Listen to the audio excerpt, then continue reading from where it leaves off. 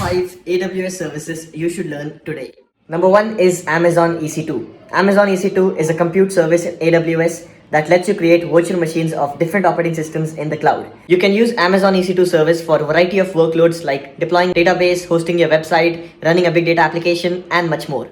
Number 2 is going to be Amazon S3. Amazon S3 is a managed storage service in AWS that can be used to store unlimited amount of data. You can use S3 to store any kind of data like videos, code, images, songs, anything. S3 is known for durability, scalability, and its cost effectiveness.